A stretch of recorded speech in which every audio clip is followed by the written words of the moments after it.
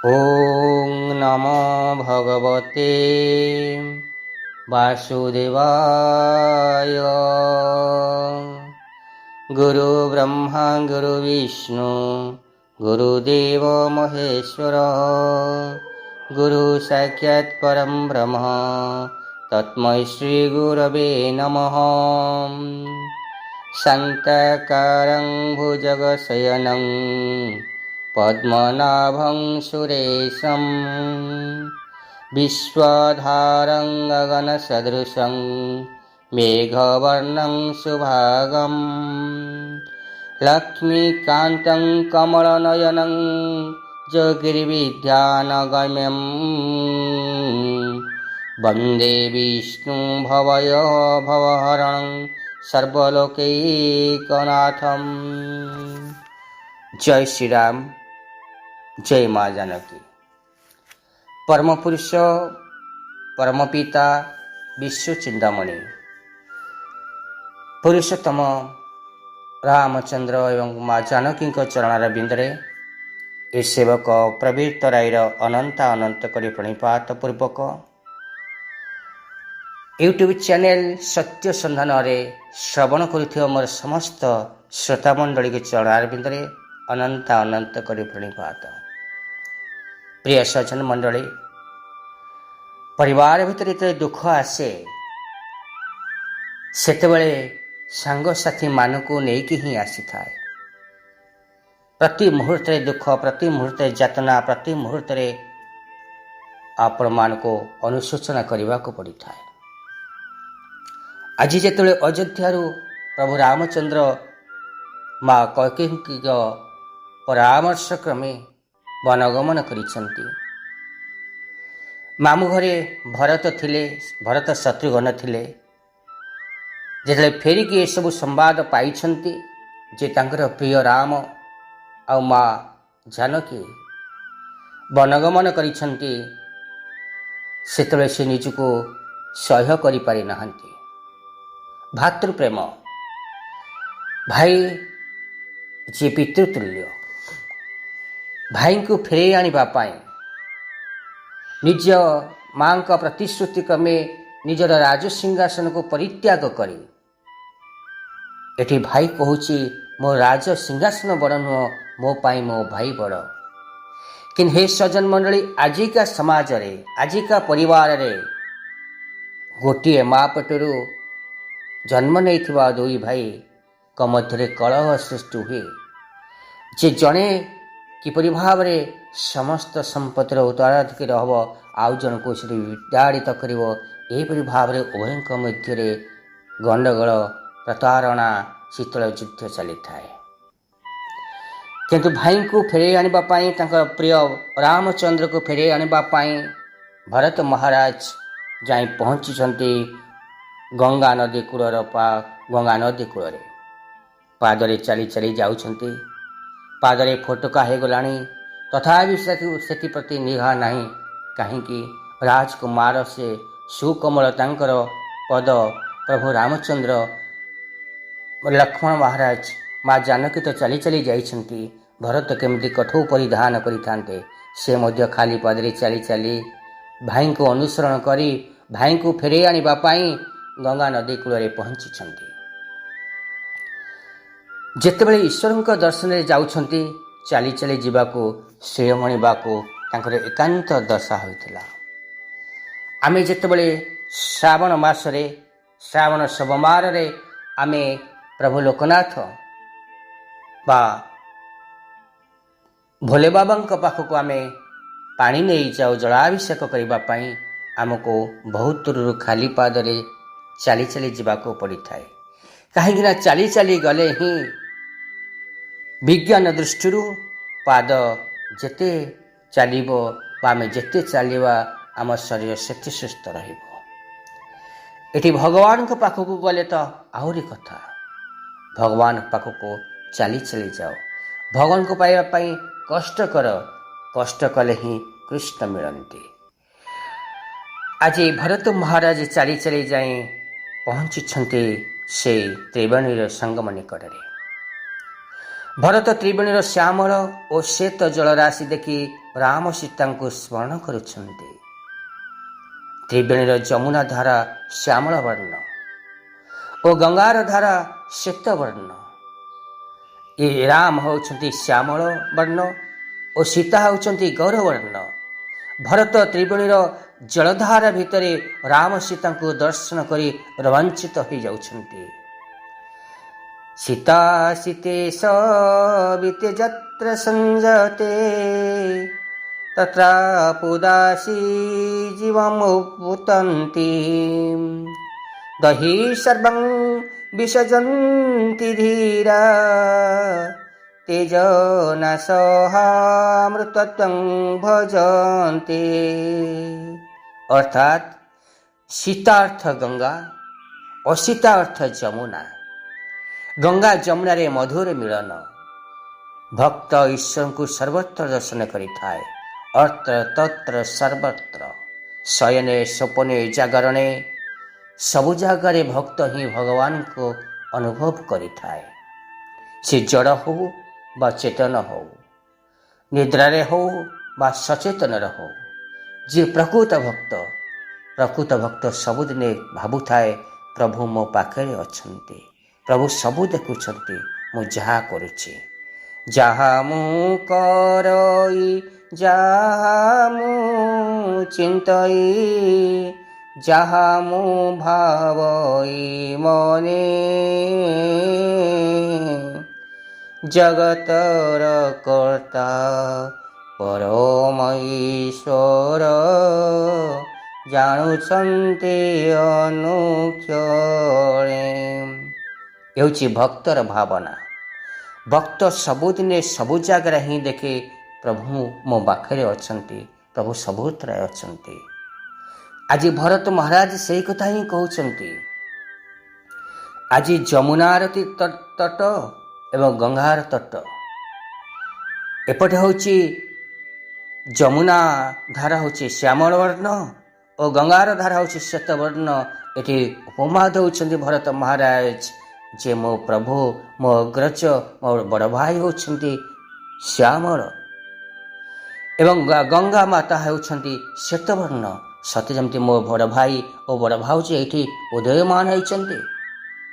ଭରତଙ୍କ ଦୃଷ୍ଟିରେ ଏ ଗଙ୍ଗା ଆଉ ଯମୁନା ମୋ ଭାଇ ଆଉ ଭାଉଜ, ମୋ ପ୍ରଭୁ ଆଉ ମୋ ମା। ଯେଉଁ କଥା ଭଗବାନଙ୍କୁ ଦର୍ଶନ କରିବା ପାଇଁ ଗୋପୀମାନଙ୍କ ମନରେ ଉତ୍କଣ୍ଠା ସୃଷ୍ଟି ହୋଇଥିଲା।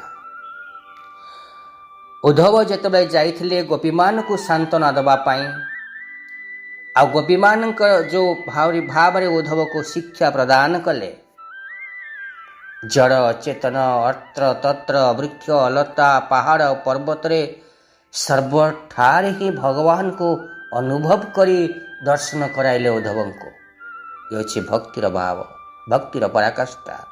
ଯିଏ ପ୍ରକୃତରେ ଭକ୍ତ ସେ କେବେ ଭାବେ ନାହିଁ ଯେ ମନ୍ଦିରରେ ପ୍ରଭୁ ଅଛନ୍ତି, ସେ କେବେ ଭାବେ ନାହିଁ ଯେ ସ୍ୱର୍ଗରେ ପ୍ରଭୁ ଅଛନ୍ତି, ବୈକୁଣ୍ଠରେ ପ୍ରଭୁ ଅଛନ୍ତି। ଯିଏ ପ୍ରକୃତ ଭକ୍ତ ସେ ହିଁ କହେ ଅତ୍ର ତତ୍ର ସର୍ବତ୍ର ବିଦ୍ୟମାନ ହେଉଛନ୍ତି ଜଗତର କର୍ତ୍ତା ପରମେଶ୍ୱର ପରମ ପିତା।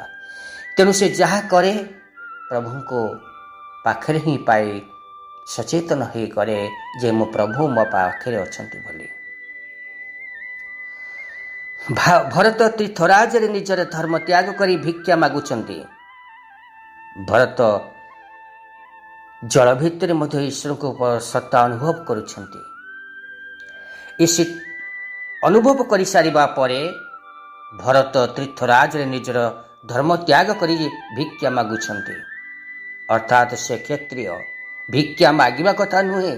ସେ କହିଲେ କ୍ଷତ୍ରିୟର ଭିକ୍ଷା ମାଗିବା ବୃତ୍ତି ନୁହେଁ, କିନ୍ତୁ ମୁଁ ଆଜି ମୋର କ୍ଷତ୍ରିୟ ଧର୍ମ ପରିତ୍ୟାଗ କରି ହେ ଗଙ୍ଗା ଯମୁନା ମୁଁ ତମ ପାଖରେ ପ୍ରେମ ଭିକ୍ଷା କରୁଛି। ସେ ଧର୍ମ ଅର୍ଥ କାମ ମୋକ୍ଷ ଚାହୁଁ ନାହିଁ, ମୁଁ କେବଳ ରାମ ପ୍ରେମ ଚାହୁଁଛି, ମୁଁ ରାମ ପ୍ରେମ ଚାହୁଁଛି, ମୋତେ ରାମ ହିଁ ଦିଅ। ଶ୍ରୀରାମଙ୍କ ଚରଣ ପାଖରେ ପହଞ୍ଚିଗଲେ ଚତୁର୍ବର୍ଗ ଫଳ ପ୍ରାପ୍ତି ଆସେ, ଆପେ ଆପେ ପଳାଇ ଆସେ। ତେଣୁ ଭରତ ଏସବୁ ଚାହୁଁନାହାନ୍ତି। ତାଙ୍କ ମନରେ ପ୍ରଶ୍ନ ଉଠୁଛି, ମୁଁ ଯଦି ମୁକ୍ତି ପାଇଯାଏ ତାହେଲେ ଜନ୍ମ ଜନ୍ମାନ୍ତରରେ ରାମ ପ୍ରେମ କିପରି ପାଇବି? ପ୍ରକୃତରେ राम को दर्शन कले मुक्ति मिली जाए, प्रभु को दर्शन कले मुक्ति मिली जाए।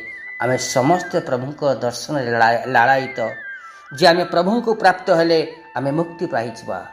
हेले मुक्ति पाई गला परे आम कौन प्रभु को पाइबा? भल भाव चिंता करंतु। देवता माने प्रभु को प्रार्थना करती, तपस्या करती, हे प्रभु आमको मानव रूप में मर्त्य जन्म दियो।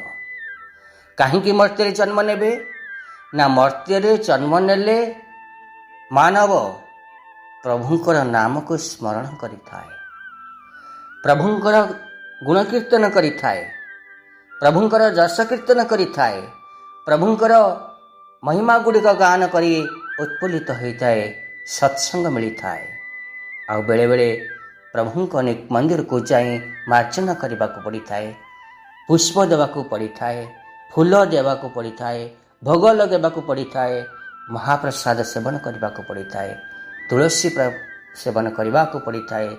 आओ पतित पवन बाना देखी उत्फुल्लित हो जाए भक्त, आओ प्रभुंकर सहित अंगसंग करिथाए। ए मानव जीवन रे धन्य से मानव जीवन। किंतु मुक्ति पाई गले जे जीव वैकुंठपुरे गले आनंद अनुभव करने सत ए दुख जंत्रणा भोगव नहीं सत, हेले प्रभु को केवे तपस्या करि परिबो नहीं, प्रभु केवे मनन करि परिबो नहीं, प्रभु केवे चिंतन करि परिबो नहीं। मनुष्य दुखरे पड़िले प्रभु को डाके, जितले विपद आसीते प्रभु को डाके, आतुरे प्रभु को डाके, किंतु भक्त मनरे सबुदिने प्रभुंकर नाम ही जप अहरह चली थाए। तेणु भरत एसबू चाहूनांती, तांका मनरे प्रश्न उठुची जे मु जदि मुक्ति पाई जाए ताहले जन्म जन्मांतरे राम प्रेम किपरि पाइबी? प्रेमी प्रेमीर जीवन होची धन। भरत राम प्रेमी, राम प्रेम तांकर सर्वस्व। तेणु से त्रिवेणी को राम प्रेम ही मागिछंती। भरतଙ୍କ प्रेम भाव देखी त्रिवेणी साकार रूप परिग्रह करी लाभ करी भरत को कहले, हे भरत तेमे सर्वसंत करणर जने साधु, साधुतार समस्त गुण तुम ठारे विद्यमान। तुमर नाम तुमर राम चरण रे मध्य अशेष प्रीति रही बोली मु जाने। गोस्वामी को भाषा रे तात भरत तन्ह सब विधि साधु, तात भरत तुन्ह सब विधि साधु, रामर चननु राग गाधु। जय राम जय राम जय जय राम, संकटमोचन प्रभु हनुमान। बोलिए सियावर रामचंद्र भगवान की। भक्त जड़थारे मध्य चैतन्य सृष्टि करि पारे, सेथिपाई तो भक्त लिंब गछ, बेल गछ, अश्वत्थ वृक्ष पूजा करे। भगवान कोठी अछंती? भगवान भक्त भावे सबुठारे अछंती। पत्थर रे मूर्ति टाइप तैयारी करी मंदिर रे स्थापन करी भक्त पूजा करे, काष्ठरे मूर्ति तैयारी करी मंदिर रे स्थापन करी भक्त पूजा करे। निर्जीव फोटो मध्य प्रतिछवि प्रभुंकर आंकी से फूल आनी गंगा अर्जुन दे अर्पण करे, नैवेद्य अर्पण करे। ये हूँ भक्तर भावना। भक्त सबुठारे सर्वत्र समस्त जगार समस्त देहरे प्रभु को अनुभव करे। ये हूँ भक्त आ भगवान कथा। कहीं ना जहाँ किछि देखुछि भक्त सबु से तो प्रभुंकर, जहाँ किछि अनुभव करुछि से सब प्रभुंकर, जहाँ सब प्राप्त होछि से प्रभुंकर। प्रभुंक बिना ए संसार रे स्थिति ही नहीं। तेणु भक्त सबुदिने प्रभु को ही सबु जगह ही देखे। ତେଣୁ ସେ ତ୍ରିବେଣୀକୁ ରାମ ପ୍ରେମ ହିଁ ମାଗୁଛନ୍ତି। ତ୍ରିବେଣୀକୁ କହୁଛନ୍ତି, ହେ ତ୍ରିବେଣୀ, ହେ ଗଙ୍ଗା, ହେ ଯମୁନା, ହେ ସରସ୍ୱତୀ, ମୋତେ ମୋ ପ୍ରଭୁଙ୍କର ପ୍ରେମ ଦିଅ, ମୋ ପ୍ରଭୁଙ୍କ ଭଲ ପାଇବା ମୋତେ ଦିଅ। ଭକ୍ତ ଜଡ଼ଠାରେ ମଧ୍ୟ ଚୈତନ୍ୟ ସୃଷ୍ଟି କରିପାରେ। ସେଇଥିପାଇଁ ଗଙ୍ଗା, ଯମୁନା, ସରସ୍ୱତୀ ଜଡ଼ ହେଲେ ମଧ୍ୟ ତାଙ୍କଠାରୁ ସେ ପ୍ରଭୁଙ୍କୁ ପ୍ରେମ ମାଗୁଛନ୍ତି, ଭିକ୍ଷା ମାଗୁଛନ୍ତି, ମୋତେ ପ୍ରଭୁଙ୍କ ପ୍ରେମ ଦିଅ। ଭରତ ଜଡ଼ ତ୍ରିବେଣୀ ଦେହରେ ଚୈତନ୍ୟ ସୃଷ୍ଟି କରିପାରିଛନ୍ତି। ତ୍ରିବେଣୀ ଭରତଙ୍କ ସହିତ କଥୋପକଥନ କରିଛି। ତାଙ୍କ ପ୍ରେମର ପ୍ରଶଂସା କରି ଦେବତାମାନେ ପୁଷ୍ପବୃଷ୍ଟି କରିଛନ୍ତି। ଭରତ ଯେତେବେଳେ ଗଙ୍ଗା, ଯମୁନା, ସରସ୍ୱତୀ ସହିତ କଥୋପକଥନ କରୁଛନ୍ତି, କିପରି କଥୋପକଥନ କରୁଛନ୍ତି? ଯେପରି ଭାବରେ ଭଗବାନ କୃଷ୍ଣଙ୍କୁ ମନେ ପକାଇ ପକାଇ ରାଧା ଗୋପୀମାନେ ଭଁର ସହିତ କଥା ହେଉଥିଲେ। ଗୋଟେ ଭ୍ରମର ପଦରେ ବସିଥିଲା ବେଳେ ଭ୍ରମର ସହିତ କହିଥିଲେ, କାହିଁକି ତୁ ମୋ ପାଖକୁ ଆସିଛୁ? ମୋ ପ୍ରଭୁ କୃଷ୍ଣଚନ୍ଦ୍ର ତ ନାହାନ୍ତି। କେଉଁ ବାର୍ତ୍ତା ନେଇ ମୋ ପାଖକୁ ଆସିଛୁ? ତୁ ଯା ଭାଇ, ମୋ ପାଖକୁ ଆସେନା, ମୁଁ ତ ମୁହଁ ଦେଖିବାକୁ ଚାହେଁନି। ଏ ହେଉଛି ଭକ୍ତର ଭାବନା। କୃଷ୍ଣଙ୍କ ବିରହରେ ଗୋପୀମାନେ ଯେତେବେଳେ ଏ ବହରକୁ ଦେଖି କଥୋପକଥନ କରୁଥିଲେ, କୃଷ୍ଣଙ୍କ ବିରହରେ ଗୋପୀମାନେ ଯେତେବେଳେ ବୃକ୍ଷଲତାକୁ ସାକ୍ଷୀ ଦେଇ କଥା ହେଉଥିଲେ, କୃଷ୍ଣଙ୍କ ବିରହରେ ଗୋପୀମାନେ ନଦ ନଦୀରେ ସେ ଯମୁନା ପାଣିରେ ସେ ଯମୁନାକୁ ଦେଖି ଯେତେ କଥା ହେଉଥିଲେ, କୃଷ୍ଣଙ୍କ ପ୍ରେମରେ ପାହାଡ଼ ପର୍ବତକୁ ଆଖିଠାର ଦେଇ ଆଙ୍ଗୁଳି ନିର୍ଦ୍ଦେଶ କରି କଥା ହେଉଥିଲେ କୃଷ୍ଣଙ୍କ ବିରହର କାତରାରେ। ଆଜି ସେହି ପ୍ରେମ ଭରତଙ୍କ ଦେହରେ ସୃଷ୍ଟି ହେଇଛି।